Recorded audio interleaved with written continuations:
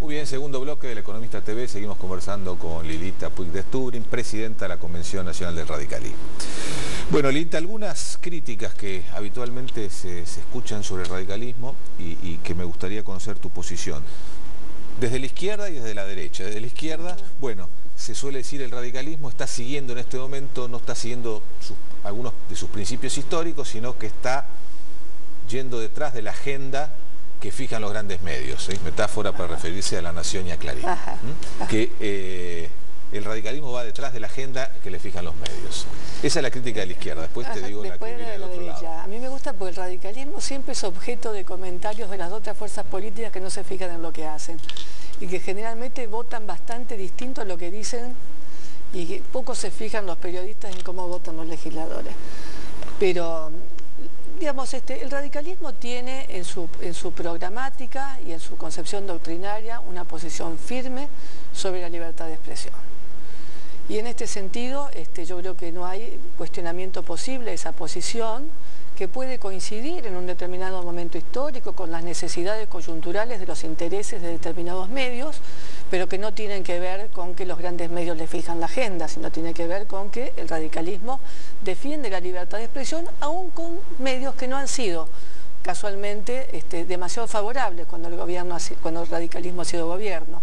Porque para nosotros lo primero es la libertad de expresión y consecuentemente también somos muy críticos desde las posturas de los medios estatales, ¿no? Donde no hay mucha presencia de la oposición. La crítica ahora desde la derecha, dice, bueno, muchas veces el radicalismo acompaña algunas iniciativas del gobierno y consecuentemente no logra diferenciarse, porque más allá de las diferencias que puedan tener en cuestiones institucionales, comparten el radicalismo y el peronismo una visión de la economía, de mayor intervención estatal, etc. Lo cual a veces impide que el radicalismo pueda diferenciarse en algunos temas y acompaña con su voto la mayoría oficialista. Bueno, muchas veces es cierto, tenemos coincidencias con el peronismo, es decir, coincidencias que tienen que ver con una concepción social de la propiedad. Y esto, digamos, hace que se pueda llegar a votar en determinadas cuestiones importantes, significativas, que tengan que ver con la soberanía nacional, se acompaña. Yo creo que en ese sentido no debería sorprenderle a los ciudadanos que nosotros tengamos este tipo de posturas. Preocupa más bien, a mí más bien me preocupa cuando hay una presión mediática para tomar determinadas posiciones que son engañosas, ¿no? Donde aparenta que se está defendiendo la soberanía nacional y en realidad esto no se hace. Me refiero concretamente a la cuestión de YPF, ¿no? YPF, yo no estoy en contra que hayamos acompañado, pero me parece que el discurso de los senadores fue claro en el sentido de establecer que esta YPF no es la YPF que nosotros conocimos, es un pedacito del negocio nada más. Ahí estaría planteada la diferencia.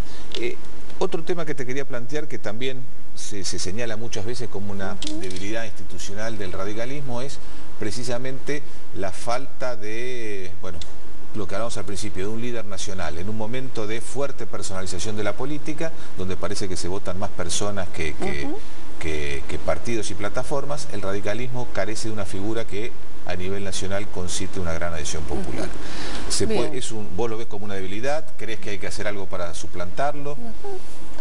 Yo creo que, digamos, este es un problema que tienen todos los partidos, ¿no? Un problema de lo que se llama el papel que juega la televisión en la política, fundamentalmente, que trae como consecuencias la personalización.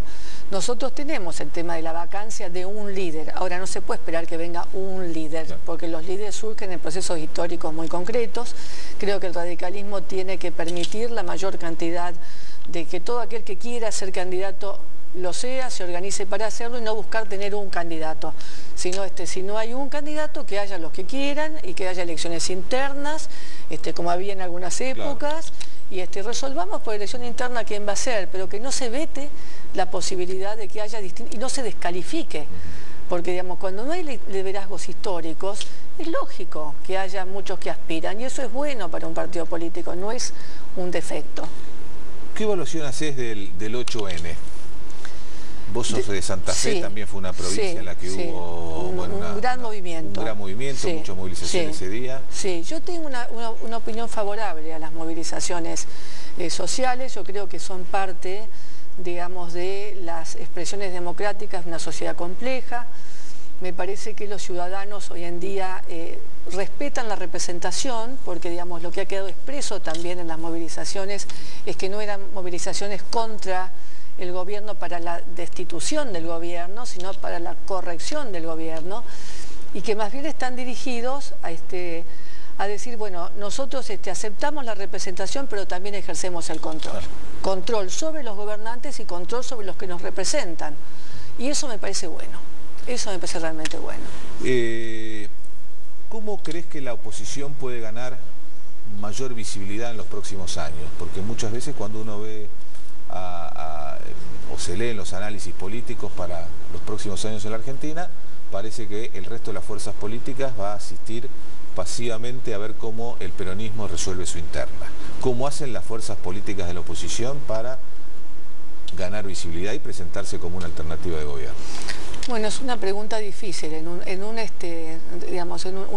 gobierno, digamos, una forma de gobierno que es tan fuertemente presidencial, se hace muy complicado introducir, además cuando hay mayorías parlamentarias fuertes, que es el espacio que tiene la oposición, es muy difícil instalar temas. Pero a mí me parece que hay grandes problemas en la Argentina, que no están siendo atendidos adecuadamente por el gobierno.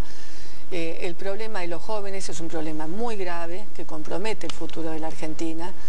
Nosotros necesitamos poner en agenda el problema de los niní, que no, es decir, este gobierno no tiene respuesta para este problema. La educación es de pésima calidad, no se puede mandar a la escuela a chicos de 25 años, hay que tener políticas apropiadas.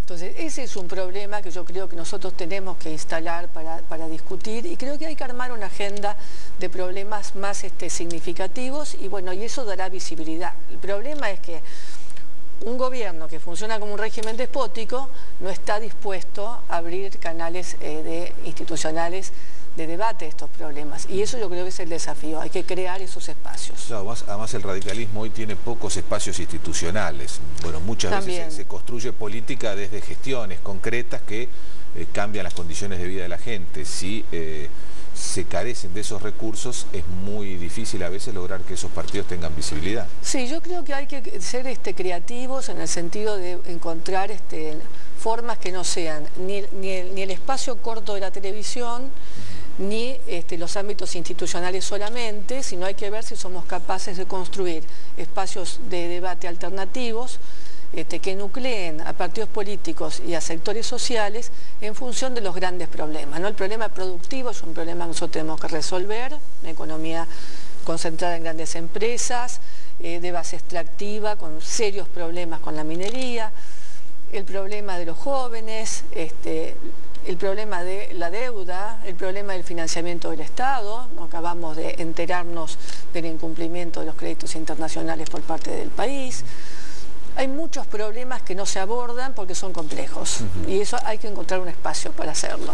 Bueno, el otro día reivindicabas aspectos de la gestión del radicalismo, de su gobierno, como, bueno, rescatando una capacidad de gestión, y bueno, el radicalismo en general no se lo reconoce por eso, incluso los propios radicales no hablan tanto de eso, sino más bien se colocan en una situación de controlar y de limitar al poder que ejercen otros. Así es.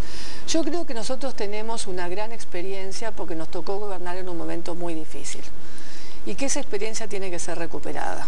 Es decir, cuando tuvimos el gobierno en el 83, por ejemplo, encaramos solos el problema de la deuda, que era una deuda terrible, y no tuvimos el acompañamiento del peronismo.